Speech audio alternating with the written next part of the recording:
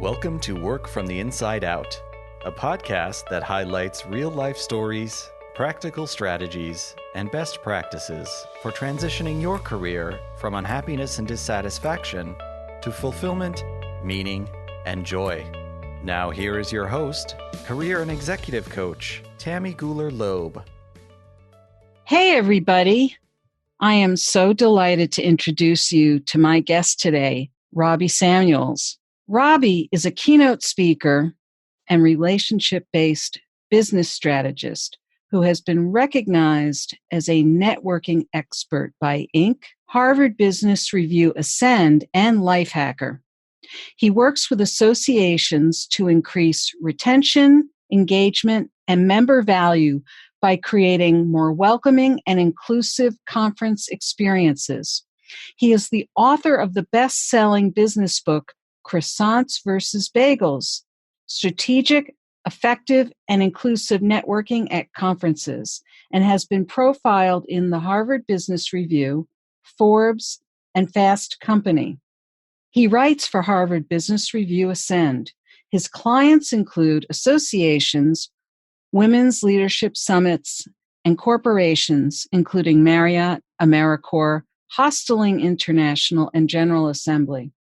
He has been featured in several books, including Stand Out, How to Find Your Breakthrough Idea and Build a Following Around It by Dory Clark, and The Connector's Advantage, 7 Mindsets to Grow Your Influence and Impact by Michelle Tillis Liederman. He has guest lectured at many leading educational institutions, including Harvard University, Brown University, Cornell University, and Northeastern University. Robbie is the host of On the Schmooze podcast, which features his networking strategies and talented professionals sharing untold stories of leadership and networking. So happy to have you here, Robbie. Welcome.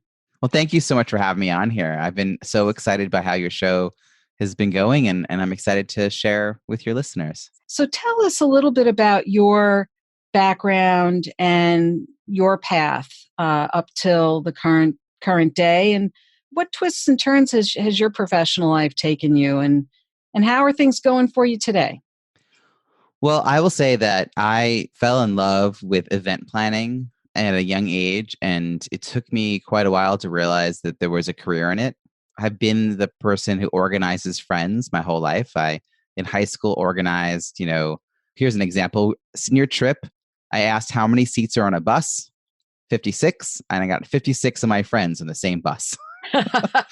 So, if there was an opportunity to organize and make a better experience for me and my friends, I did it. And same was true in college. I got really involved in a lot of different organizing for different groups, ran different events, and I had the opportunity to apply to grad school. I didn't have to immediately go to work, and I only applied to one school, and it was actually the same school that I was currently attending as an undergrad, and I was lucky enough to get in. And it was the reason I even chose social work, a master's in social work, was my one and only visit to a career center at the school. And I was talking about what I liked, and I was looking at some books, and there was a book about community organizing, and it was really thin. It was a really, really thin volume. And I flipped through, maybe there's 50 pages. It was so short. And I flipped through it, and I was like, oh, wow, this is a thing. And it said, recommended advanced degree, master in social work. And I went, okay. So that was sort of how I decided to even apply. And so I went to grad school, and I learned a lot of vocabulary my first year, and I realized I didn't want to become a therapist, but I think it was all very useful. And I do think I work a lot with people and how people operate. It was very helpful to learn that. And my second year, I was the New York State coordinator for a national campaign as an internship. And so that was a great opportunity. And my intern supervisor told me at the end of that year, if I'd been offered this opportunity, I would have turned it down because he knew how hard it was.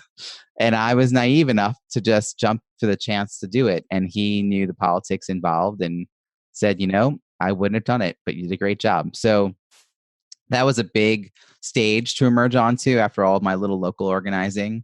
From there, I got involved with a local nonprofit that only had, I think it was the third employee. And in my few years, I think I was there for 4 years, and we grew to 7.5 employees with 3 part-time people, and I learned everything that could be about running events and their budgets and working with boards and hiring vendors, and the photocopy would break, and I changed our HR stuff and our health insurance.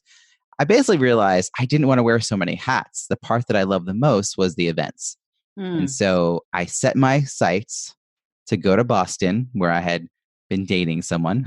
I lived in Long Island, New York. And I remember my resume said I wanted to work for a mission-driven organization that had multiple annual events. That was what I wanted to work for, a mission-driven organization that had multiple annual events. And I moved to Boston without a job. And 2 months later, I got offered 2 opportunities on the same day. Wow. Which is how life can be. So that was my first career pivot, was I had to make a decision. Was I going to work for Fenway Health in their research department as a research assistant? And if I'd gone that route, I would have ended up with a doctorate in social work, because I had a slight inkling, maybe I want to do that. And then the other opportunity was AIDS Action Committee. I could be the logistics manager of their first ever charity bike ride. And that's the route that I went. And I didn't know anything about the geography of Boston, Massachusetts, Berkshires. That's somewhere upstate, right? I don't know. I really nothing. I didn't know where Jacob's Pillow was. I didn't know where Tanglewood was. Forget it. And I found and figured out 225 miles across this amazing state and learned a lot about people in all these little tiny towns, and the fire marshal and his dog's name and all the things you need to learn to get permits.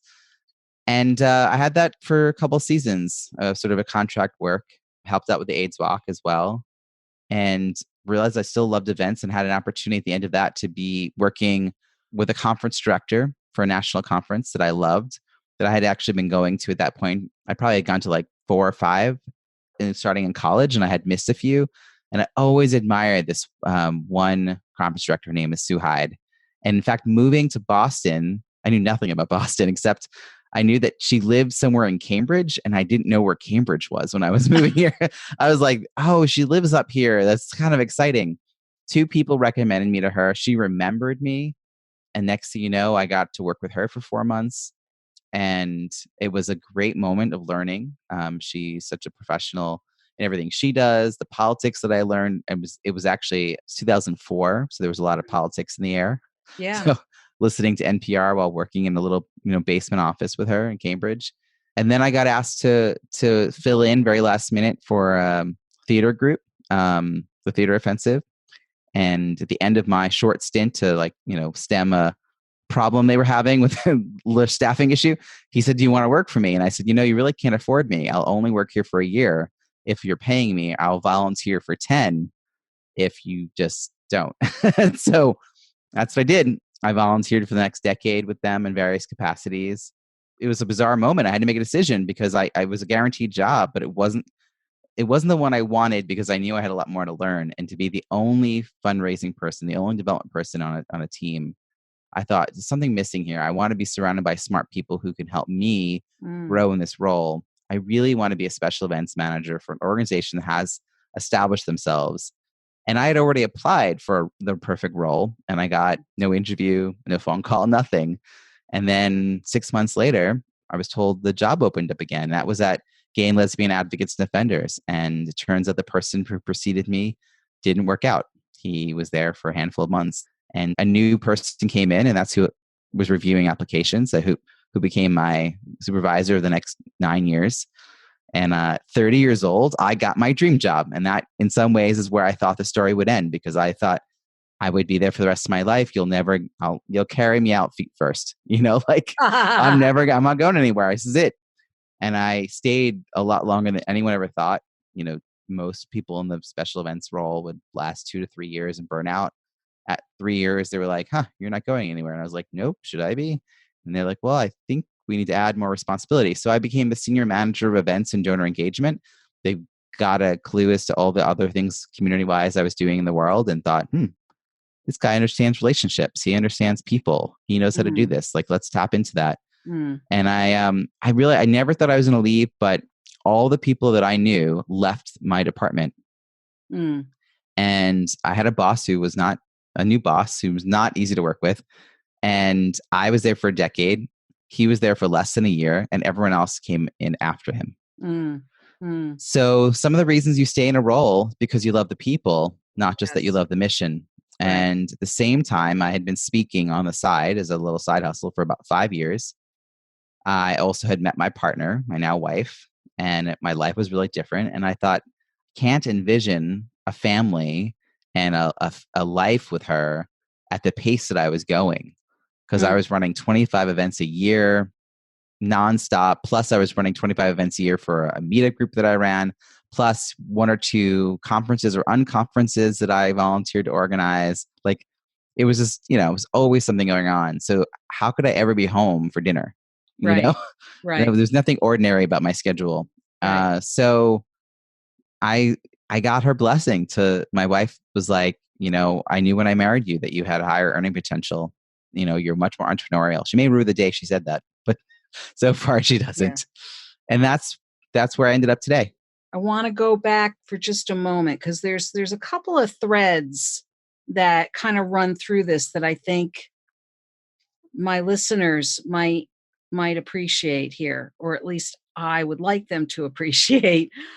There's something about, even from those early days onward, where there was kind of a way in which you were consistently, even from the moment you found out about the social work program, and there was like a little spark. Oh, community organizing, that's part of social work. Oh, I like to organize groups. I like bringing people together towards a common purpose. There was a self-knowledge, and you listened. So a lot of people don't do this. They're usually thinking more with their heads, like, well, what will make me enough money, or what's going to, I think there's other, maybe more practical voices that they're listening to. Not that you weren't thinking practically at all. I'm not saying that, but it sounds like the things that spurred you forward was a kind of a self-knowledge and kind of a sense of excitement about what appealed to you. And so you finished your master's, you got involved with, sounds like that organization with 7.5 people. And it was a small enough organization where you did have the opportunity to wear a lot of different hats. And so you had the opportunity to try a lot of different things, and it still brought you back to really almost laser focusing on the things you knew. Oh yeah, no, these are the things I really like to do. You had this relationship in the Boston area, which kind of gave you a bit of an anchor to get yourself to Boston. Interesting point here is that relationship lasted 1.5 years, and I actually moved after the relationship ended. Oh, it did. But you must have gotten to know Boston. I was at Boston every other week for 1.5 years. So I fell in love with the city as well as the relationship. When the relationship ended, I still, I knew I didn't want to stay on Long Island, and I hadn't gone to school and off the area. You know what I mean? Like, a lot of people go away to school. I hadn't done that. So right, you grew up on Long Island too. I grew up there. I went to undergrad and grad at SUNY Stony Brook, and so I needed sort of to even explore another geographic area was sort of an anomaly for me. Right. But yeah, so when I moved, I knew some people, and I actually had my best friend from junior high. In the time that I was going back and forth, she moved up there for a job with my help, and so I stayed in her place for 2 weeks. Well, actually the first month, but 2 weeks in, I was like, I really need to find my own place, because we're probably not best friends because we're roommates. Like, right, like we're better as friends. So, and someone gave me an opportunity to be their roommate, even though I didn't have a job. And like 2 days later, I got my first job waiting tables and bartending, and I did that whole thing. So really, yeah, but by that point, I was laser focused. I mean, I had learned a lot about nonprofits and the business side of that, and wanted someone else to be responsible when the copier broke, someone else to be in charge of the coffee supplies, someone else to be in charge of like what health insurance we had. Right. So, and I know when I hear people say, I laser focused. Oh, I wish I was laser focused. I still think that you did have to go through some trials and tribulations to figure out where did that land you in that laser focused place. And you still took a chance. I mean, you didn't know that you were going to love living in Boston. You still had to take a bit of a chance to move up here. It's an interesting story in terms of the juxtaposition of how you developed your own self-knowledge. You got yourself educated both through school, but also on the job. You had some opportunities. And when the opportunities showed up, you kind of stepped into them and continued to just learn whatever you needed to learn along the way. And it sounds like you weren't afraid to just step into the learning and keep stepping into the learning. Having a contract role was such a great opportunity. I had several contract roles in a couple of years' time. And I also knew that was a time in my life to do that. Other than grad school debt, I wasn't carrying a lot of other debt. And I had no family, and my expectations for what my life was going to look like was not grandiose, and so I was willing to sort of have roommates and cook at home and all those things that you can't always count on later in life, where you really want to explore the world. Right. So I, if the job was too high, it was 4 months, and it was at it was a minimum wage. I owed money in taxes for like a year. It was that kind of thing. But I learned a lot, and I also learned what I needed. I needed a different environment to really thrive. And so when the opening came to be a special events manager, I knew it was what I wanted to do, but I also had thought that I needed to wait. I don't know. I had this idea that I had to be 40 to get that job. I don't know why I had that in my head. And so when I didn't get interviewed at all the first time, I wasn't surprised. When it came up again, it was a different person sifting through the applications. Oh, right. So it actually, the whole thing changed. And how did that translate, though, into then becoming an actual development or fundraising professional? Because, it's one thing to be an events planner person, and it's another thing to be in the field of development and fundraising, and I always refer to myself as a fundraiser in recovery myself. But I would say I went into the field of fundraising and then became an event planner at some point. It sounds like you started in event planning first and then kind of developed the fundraising muscle. Well, all of my event planning experience prior to that point was in a grassroots capacity, not a corporate capacity. And in fact, that was something they were concerned about. The person who was in the role before me, who didn't work out, had a corporate kind of history in events. And so they spent an incredible amount of time trying to match the example that I was given was the linen to the invitation. Oh, are you they don't even have it with them. My background was, how do you do things for pennies? How do you call in favors? How do you rely on relationships? Right. And tap people's potential that way? Right. And so it fit with a nonprofit fundraising sort of ethos. I wasn't the hardest part, honestly, Tammy, was, so 6 weeks after I got there was our first major event. And then 2 months after that was the second one. The second one was a gala. And the budget for the AV was, over $10,000.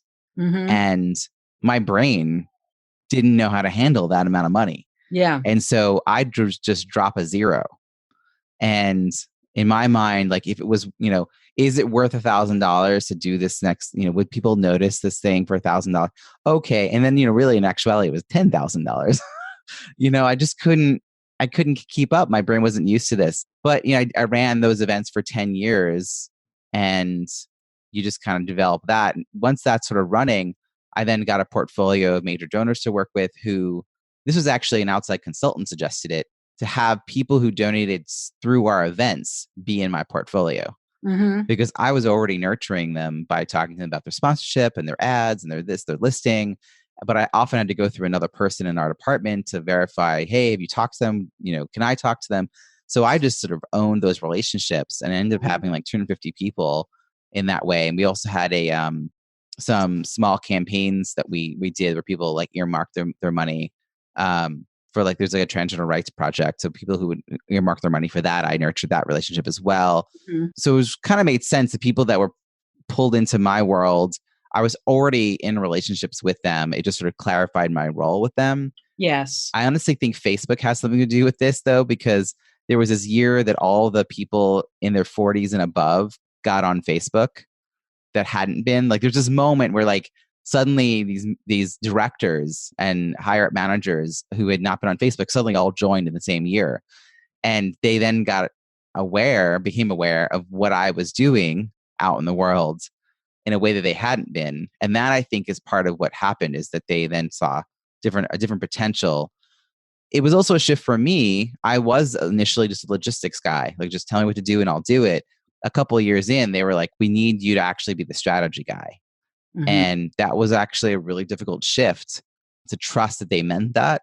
And so I ended up creating some systems and some processes where we, agree about things on a form ahead of time and get sign off so that, I wasn't derailed 20 minutes away from the event and told we're doing something different.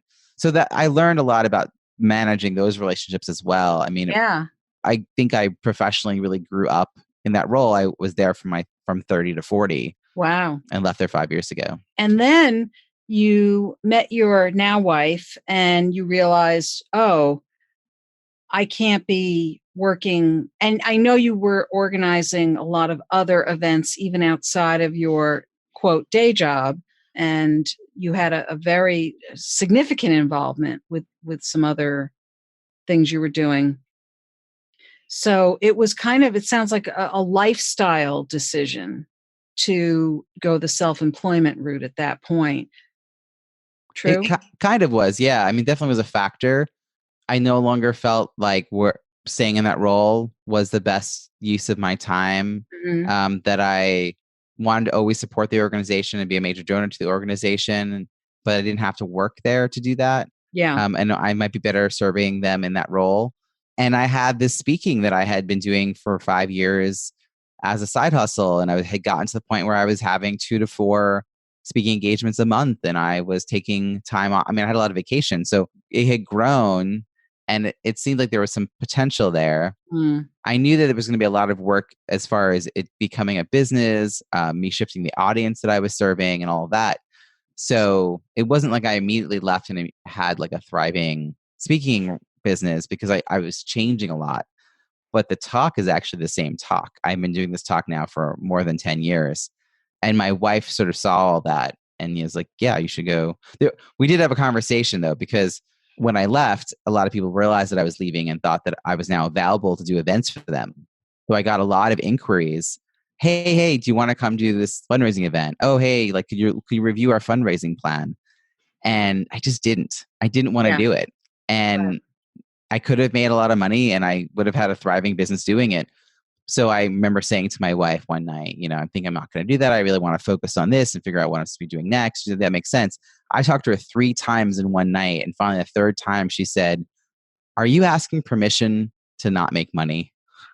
and I was like, yeah. And she said, I lived here for 5 years without you.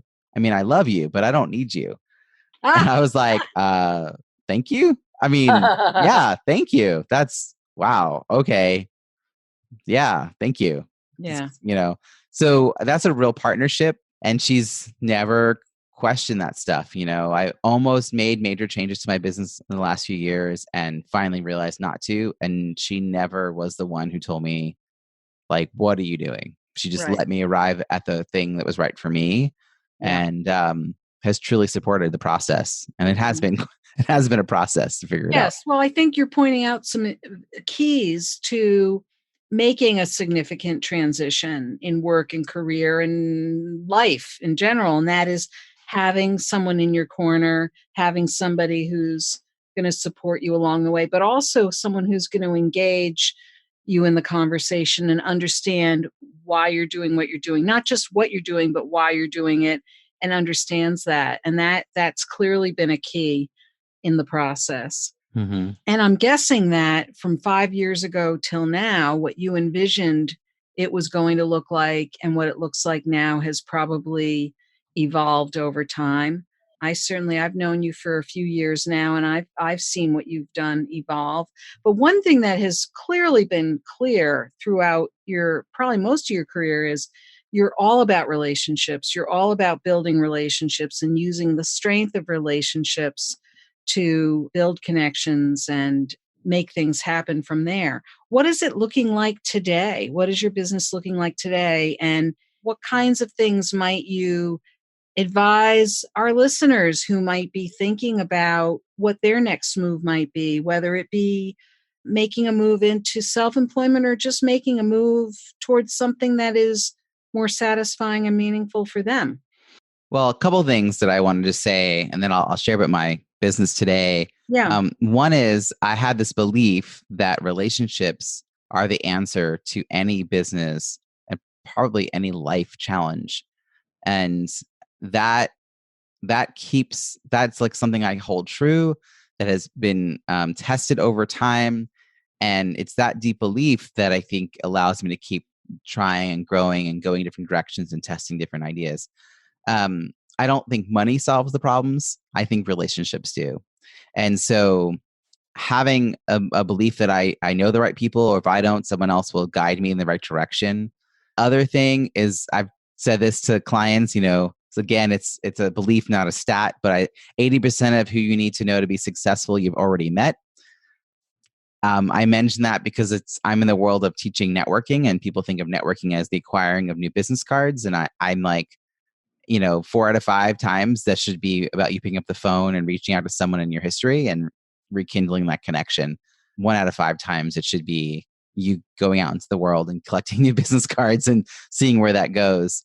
And I think the other thing I would say for anyone who's listening is that we should be thinking about our professional network as an insurance policy, that we don't buy insurance hoping to use it.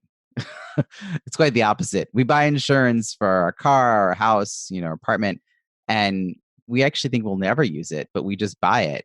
And I think our professional network's a similar way. I know a lot of people who make the mistake of being suddenly unemployed, and they then go out and start, tapping their network, and you get these spammy type sort of LinkedIn, hey, by the way, I'm looking, here's my resume. And you're like, I haven't talked to you in forever. Like, what? If people just nurtured connections all along, that would be the same way as paying the insurance every month. You were a client of mine, and one of the things I ask people to do is make a list of 20 people that you have a history with of some kind. It could be from past job, alumni connection, someone that you would be really thrilled to hear from, and then make an effort to reach out to them and just start rekindling, not for any business purpose even, because they may not be a prospective client, but they already like you and they already believe in you, and they're going to be the best person to share the news of what you're up to when you need the help. They'll be the right person to kind of get it out. And, Malcolm Gladwell, made really popular the whole notion of weak ties. They're your weakest ties that will then lead to weaker ties to spread the word when you're looking for a job. And if you only ask the people you're strongly connected to and they don't have any leads, then you're kind of like, that's the end of the job search. So that's what I would say about that process and how I think of this. And of course, my history in events, right? So events is the other through line. I love events. And so these days, my focus of my work is still speaking about networking, but my audience is that I work with associations to increase retention, engagement, and member value by creating more welcoming and inclusive conference experiences. Because I know the value of these in-person events, and I know how important they are and how much they could potentially be resource rich for us beyond the content. And I know a lot of people really waste their time going to these events and not really maximizing the potential, not setting the intentions, not feeling like they get something out of it. And then they wonder if they should go back. Is this really the right place for me? Was all that money and time, effort, resources, energy worth it? So it's a mixture of working with the associations around the design of the experience, but it's also honestly more than half of it is on us as participants and how we approach it. So I sort of twofold. The book I wrote, you mentioned, is about, telling the people going to the event, like, how do you make the most of this? Your book is perfect for that. I can't emphasize that enough, that your book really lays out for anyone who, if you ever go to a large event, conference or networking meeting or large meeting, and if you are one of those people who walks into the room with trepidation, if anyone read a few chapters out of Robbie's book, you would see how Robbie helps you see how you can walk into that room with a greater sense of purpose rather than a sense of trepidation.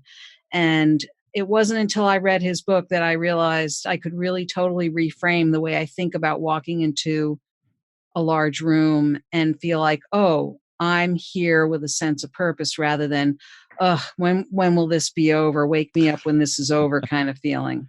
No, Well, really. I mean, there's a study that says that, basically three out of four people say that networking is a top driver for why they attend events. But then there's another study from Harvard that points out that people think that networking makes them feel dirty. And so Yeah. this is why we say, oh, networking is why I'm going to go to this event. But then that's why we don't actually do it once we're there, because that's transactional networking. And of course, it makes you feel dirty. Right. But if it's about relationships and offering value and supporting and being resource rich, and I think of it as like giving rides to the airport. This is my philosophy of abundance. If you become known as the kind of person who gives rides to the airport, you will get a ride when you need one, and it'll likely be from someone you haven't even driven, because they just see you as the kind of person who's always offering that kind of support, and they want to support you. And so if you're just out there nurturing your network, even if it's just little things like, kudos, offers of support, being willing to hop on the phone with someone, helping someone with a technical issue, teaching something to someone that you just know. So many little things are the way that you offer, quote, rides to the airport.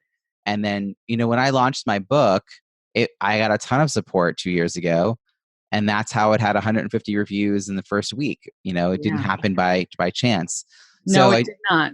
And I've had a podcast now for over 3 years, and I have no shortage of guests and, listeners. And so this is sort of all like living examples of how we could be doing this little bits at a time. And it doesn't have to be a major focus, but I think too often people make it a side piece. They never quite make time for it. And if you could just integrate these sort of high touch points into your daily, weekly practice, make it a habit, and it's more likely to happen. Right.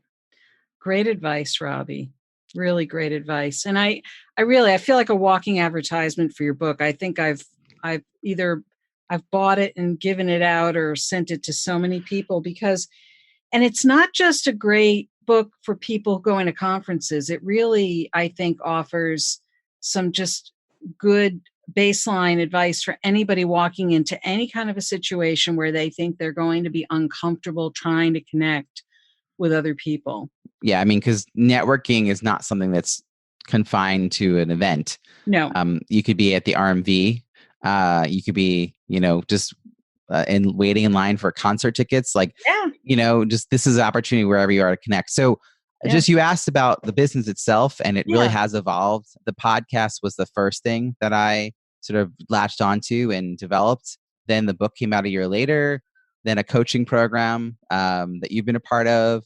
And now I'm really going back to focusing on the speaking part, which is the part that I have always loved, but I kind of had to put to the side for the last year and a half while I really developed the coaching side of the practice. Right. Now I also have a much clearer sense of who I want to be serving. And it's interesting because it ties my nonprofit background back in, because associations are nonprofits and their events, but it's corporate people go to associations. So for me, it's this interesting blend of the way I could then approach and bring value into that space.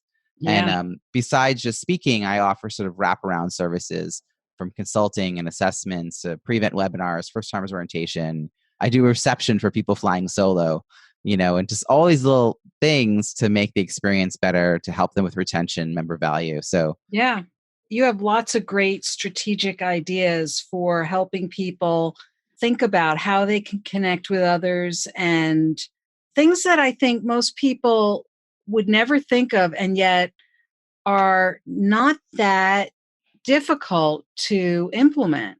So, and it's a lot of it's all in that book of yours. Yeah. So what would be some of the best ways for people to learn more about what you do or how they can get in touch with you, Robbie? Well, first I want to offer a gift to your listeners. Oh, that's right. Yes, your free gift. Yes. Yeah. So this is, you've been hawking my book, which I appreciate. This is a 3-page little PDF. It's a good, easy reference point if you want to just scan it on your phone before you're heading into an event. Good reminders. It's called 10 Tips for Conference Connections, and it will be available at robbiesamuels.com/inside out. So that's robbiesamuels.com/inside out. And then the website, Robbie Samuels, is also where you'll find a lot of information about my show, my book, and coaching, and all the good stuff's there. All my social links are there as well. And I love for people to connect with me. I love hearing people on LinkedIn, Twitter, etc. And I just, happy to chat with people. I think this is a really important work. And I think if it's piqued your curiosity, I'd love to learn more about you and see how I can support what you're doing. Yes, we know you love people. That is true. And it's true. Robbie's very, very approachable. So all the information Robbie just mentioned and then some will be in the show notes, easily accessible. So I encourage people to reach out and take advantage of Robbie's free gift. He's a tremendous resource. So thank you so much, Robbie, for being on the show. And I know there's so much more that we're going to see coming from you. Thank you so much. My pleasure. Thank you. I hope you enjoyed my interview with Robbie Samuels. It was so much fun to speak with him and learn about his background and how he has navigated his professional path to where he is today. What is your key takeaway from our conversation? Is there something you'll put into action that you'll benefit from for years to come? Share what resonated with you in the show notes at workfromtheinsideout.com. Look for episode 045. That's also where you'll find all the links and resources from today's podcast. If you enjoyed this episode with Robbie, please share it with your friends and colleagues, and don't forget to subscribe so you don't miss next week's show. Remember, subscribing is always free. Are you enjoying the podcast? I'd love to read your review on Apple Podcasts. It's easy to find my page at tammygulerloeb.com/Apple. Thank you so much for listening. And remember, it's never too late or too impossible to increase your sense of fulfillment and satisfaction in your work and other meaningful activities. Let me know how it's going for you. And who knows, maybe you'll be my next interview on this podcast. Bye for now. Thank you for listening to the Work from the Inside Out podcast. For more information, you can find us at www.workfromtheinsideout.com.